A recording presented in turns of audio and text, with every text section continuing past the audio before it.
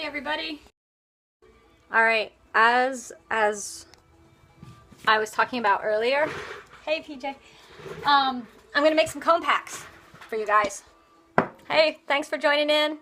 I'm gonna put you down onto my work table. Hey Judy, I'm gonna show everybody cone packs. Judy, will you share or someone share this for me so that I can go ahead and, God, that light is so bright. So I can show you how, thank you. It's there. Somebody shared it. I just joined myself. For some reason it shows up and I'm not sure why it does that. So thank you. Yeah. Alright, so I'm doing a firing essential tutorial here right now.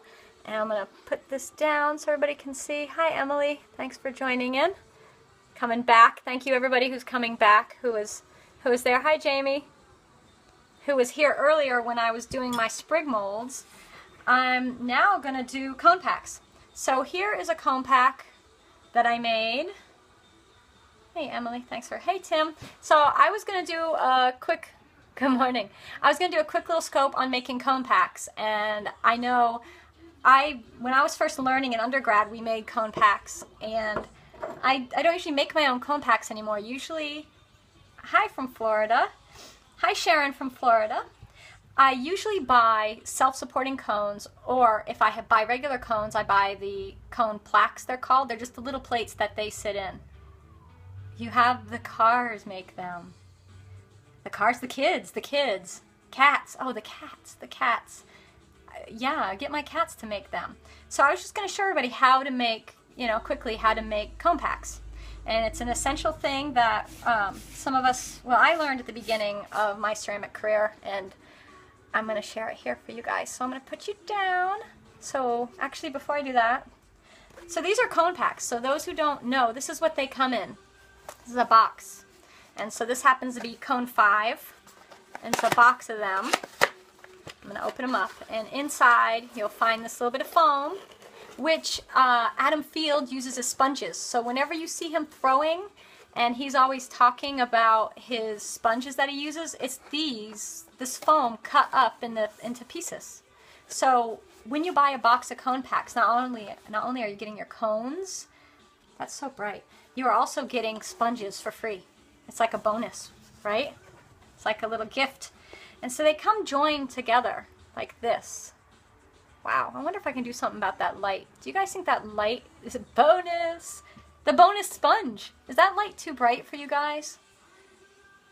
It looks a little intense, but anyhow, they come joined and you need to snap them apart. And you just, nice quick snap and they come apart. It is a little, isn't it? I wonder if I can, it's way up high, so I don't know if I can do anything about it.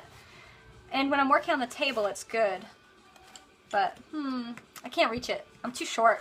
It's the sad truth. I can't reach that high unless I get something to stand on, and then that's a big production, and I'm just not going to do it. All right, we're going to work down here on the table anyways. So you pop them apart, right? So, washing out the detail. It won't once I show it down here, though. It'll be good. So when you make cone packs, you have 3 cones, and why is that, right? So this is a cone 9. I'm turning it this way. You guys can't see. This in the middle says cone 9. There's a 9 written on the cone. This one is 7, and this one's a 10. And when I fire my gas kiln, I fire to 9 all the way down, 10 just bending. And so you have your target cone, right? You have your guide cone, which is the cone that first starts to melt. And that lets you know you're getting close to temp. And then you have your guard cone, which is there to prevent you from overfiring. So that's the point of the guide cone, the guard cone, and then the target cone, the cone you want to get to, right? So there's your 3 cones. So when you make a cone pack, you need 3 cones. So you need a box of 3. Now, if you're doing the self-supporting cones and you're just checking your electric kiln, you could, the amazing cones, you could just get the cone you're going to. Like I fire my electric kiln, the cone, cone 5, but it goes hotter, so it really goes to cone 6. It's like the ice cream, you need 3. That's right. Tim, I like the way you think. I like the needing of 3 ice creams. So, 7, 9, 10. I don't know when I made those. I made these a couple years ago, and they're just what I made a ton. And maybe when I bought them, they didn't have any 8s in the studio. at the supplier, I mean, and I'm guessing that's what happened. I don't know.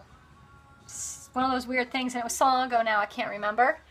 So I'm going to put it down on my work surface so you guys can see what I'm making. Alright, so here's my cone pack. Looks kind of like a little boat. Hi from Ecuador. It's like a little boat. Some people make them fancy and do crazy things to them. I just want them to work. So I roll out a coil. Kind of a big fat coil, right? Hi London, thanks for tuning in. So let me get my cones ready. So I snapped a couple of the cone. Saddest life I've ever, the saddest, I don't know what that is. So I've got the 2 I snapped apart here that are cone 5. These I just bought, so they're brand new. It's very exciting. Some 7s. So this is my, what is it guys? This, if I'm doing a cone 6 firing and I have cones that are 5, 6, and 7, the 7 is my what cone? Someone throw it out there. Guard cone. Dog cone. That's right. I like that, Tim. The dog cone. So there's my 6s.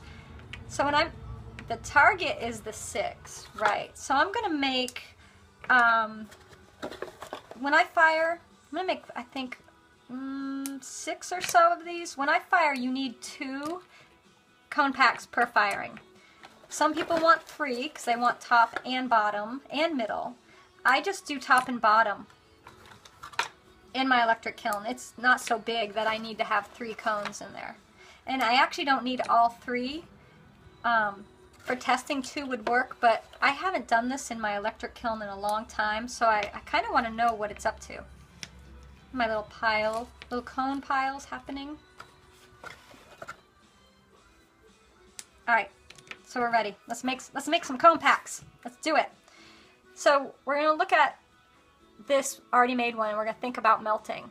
So when they melt, they're going to kind of flop over, right? Let me grab a melted one. So you need to put the one in the back that's going to melt first. But when you make them, you start at the front. So you need to put your high temp at the front. Here's a little bisque. Here's a little bisque one, already melted. So here they are melted down. Really melted down. This was for an 05 bisque, but obviously that got a lot hotter than 05, right? And I don't know what we got to on that. And this was in a different kiln. So I'm going to start at the front with my highest temp, which would be the 7. And I'm just going to have a little point right there. And I want to line it up so you can see the number 7 on here. And it's going to all be on one side. All the numbers will show. And the bottom, you see how it's at an angle. If it stood up by itself, they would be angled. You want to replicate that angle in your cone pack. And so you just kind of squish. That's it. It's in. And so the numbers on this side, so I'll make sure my numbers are all on the same side together. And the angles are the same. And this is my 5. Put my 5 in. So now I want to secure them. I'm just going to pinch. Just using my index finger and my thumb together and just pinching them together. And then I don't need this at the back. If you know, I'm worried a little bit about it running, I can make a little, let me turn this around, I can make a little area. If it overfired like crazy and puddled, potentially that could catch it, right? So that's a pretty beefy cone pack actually. There's a lot of excess material. A cone rule. You were right.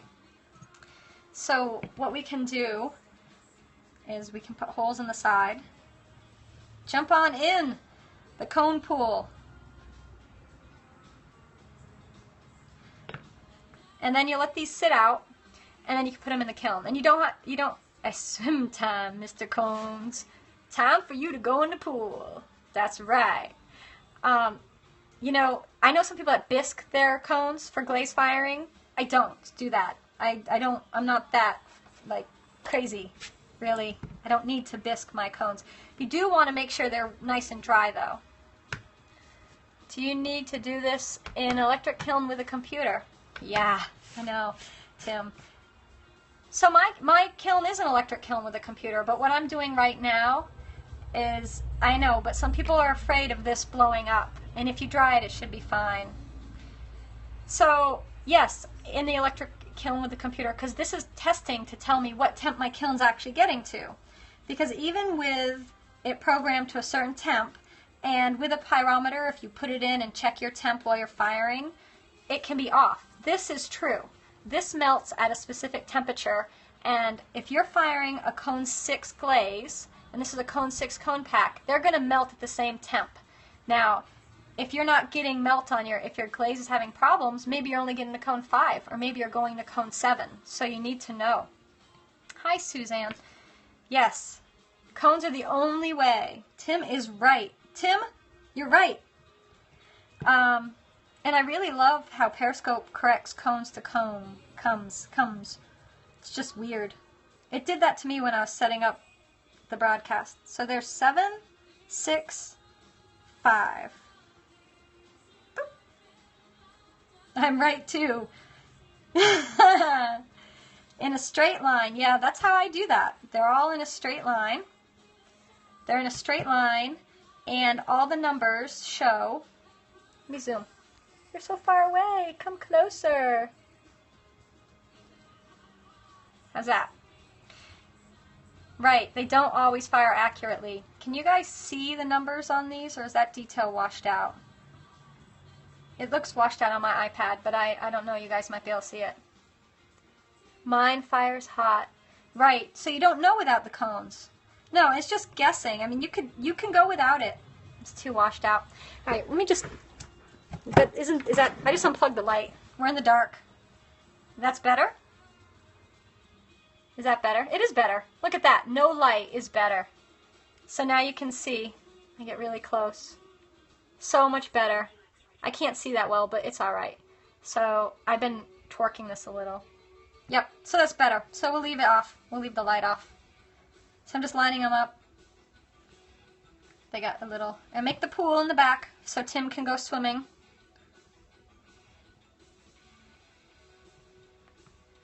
And I don't finish the edges. I've made cones with people that actually smooth the whole thing out and leave a little life preserver back there. But I don't do that. I'm not crazy like that. I don't need to smooth. It's a cone pack, right? That's it. Just make the cone pack, put it in the kiln, fire it. I'm just rolling out a coil. Rolling out a coil. Let me zoom back a little now. Get a little. There we go. Little breathing room here, right on top of me. So this is exciting. I've got Billy Idol playing on the radio and just made one. I've got the lunch rewind thing happening, so we're rocking out to some Rebel Yell and making cone packs. That's right. That's the way to spend your lunch. And you guys are watching me on your lunch? Make cone packs. When I was learning to make cone packs, my professor gave them to us and said, go make cone packs, right? Rebel Yell. And so I went, this is an embarrassing story for me, you guys, I'm just telling you. So I went off with the cone packs not realizing anything about the only 9 a.m. Yeah, I didn't know much about making cone packs, so I put them in and I wasn't thinking about melt. So I did them backwards. I did all my cone packs backwards. That one's not facing the right way. I want to go this way. So I had mine, we fired to cone 9-10 there, so I had them all the opposite, you know? It was awesome. I had to remake them all. But it was undergrad. You know, it's college, you're learning. And that was my first experience making cone packs. And I totally messed it up. But you know what? I have never messed up making a cone pack since then. It was humiliating. The whole class knew. I mean, everybody knew, right?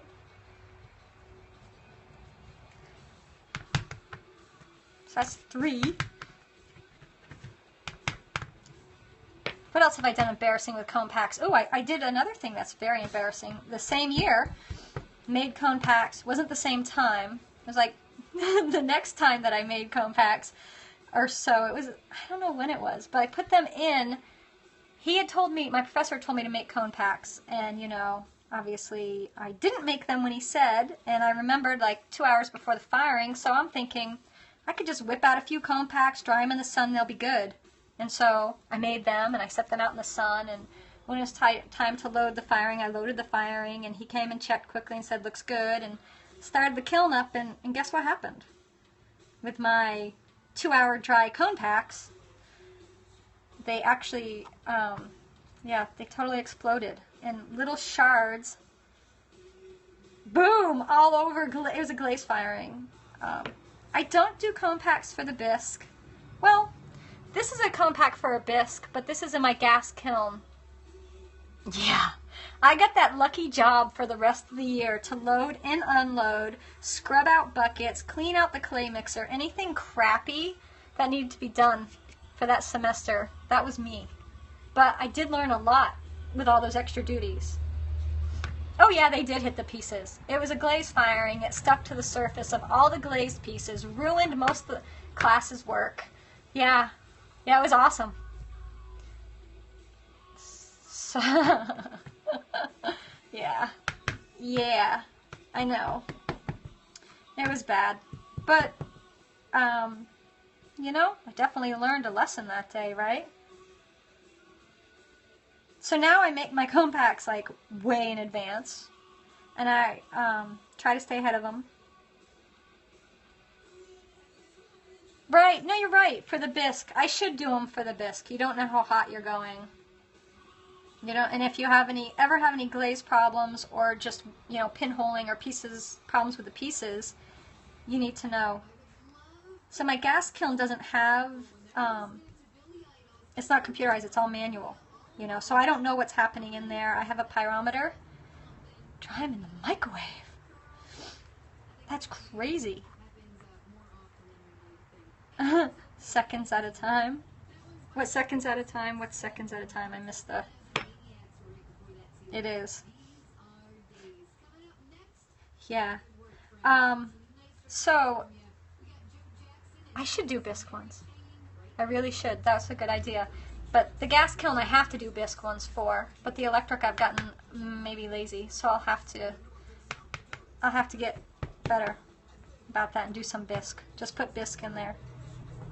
You know, I don't do cone packs when I do all my luster and china paint and decal firings because that's 018, and I will do sometimes 6 to 9 firings with those guys.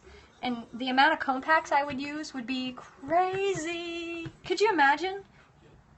If you're doing a 6 firing piece and you're putting it in for 018 6 times, that would be just nuts.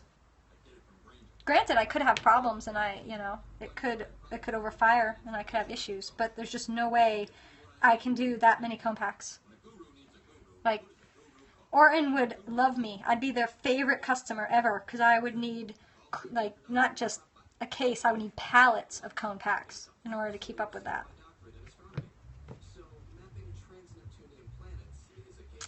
Oh, thank you everybody that just joined. I see a bunch of people just jumped on. I'm making cone packs for the kiln. And these are what we use to know when the glaze melts. These little cones here will melt at a certain temperature and let us know. I need some more 7s. So I'm going to make 2 more, and then that's it. That's my exciting cone pack tutorial. Thanks for joining. So hopefully those who haven't made cone packs before, this will help you a bit and give you an idea. Thanks for the hearts, everybody. And give you an idea how to make a cone pack. It's really easy. And there's no reason not to make your own. The stand-up, the cones, these cones are not self-supporting. The self-supporting cones cost almost twice as much than these. So there's no need to spend twice as much money when all you need is a little coil of clay and you press them into, and you just got to line them up, and that's it. It's pretty simple. I'm happy to share. Yeah. And hopefully it helped you, right? I hope you learned. If you haven't done them before, maybe you've learned how, or if you had made them and weren't sure if you were doing them right and just wanted to check it out, you know, I hope this was good. Gave you info that you can use. So you can go out and make sprig molds, and after you make sprig molds, you can go ahead and make some cone packs. It seems like drudgery. Right. Of course it is. You know, I'd much rather be throwing that vase that I want to work on today, that I sketched out. But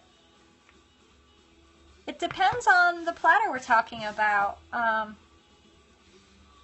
Where can you see? So you can, if you go to my website, you can see my work. The Clay Studio has some. Actually, right now I'm in the middle of a big switch of pieces coming down from one gallery to another. So I don't really have, sadly enough, I don't have much available to buy them. I'm trying to decide if I want to try to sell them. You know, usually galleries sell them for me. I don't know if I want to be the one selling that work myself. I'm working on trying to decide it. But the large platters, you know, if you're really interested in a piece, message me and we can talk and I can sell them privately. The highest cone goes the pool end. No, the lowest, so 7, 6, 5, so 5, 6, 7, right? So the first melting one goes at the back, at the pool. This is your pool, right? The swimming pool area.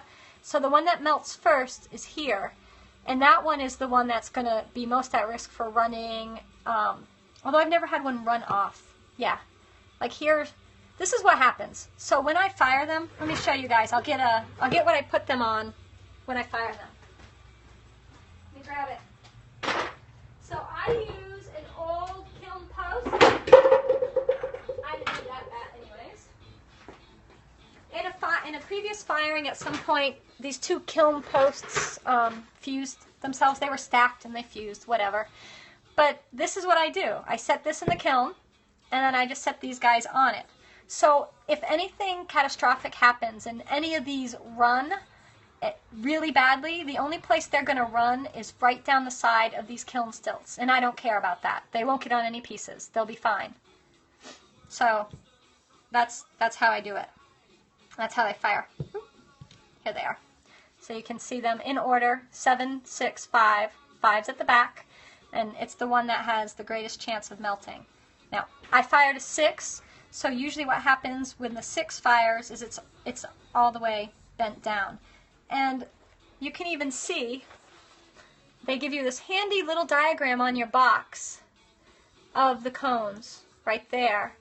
And firing. And this is a cone plaque, so if you don't want to make your own supports for your cones, like I did here with clay, you could buy these at your local clay supplier.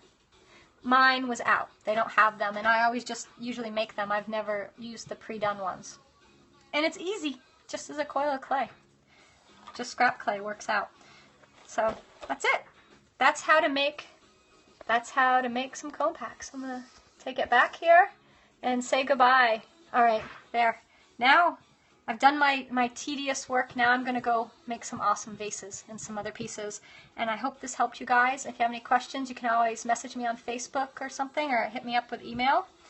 And you guys have a fantastic day. I'll catch you. Bye. Bye, Emily. Yeah, you're welcome. Go make some cone packs now. Go make your cone packs. Bye.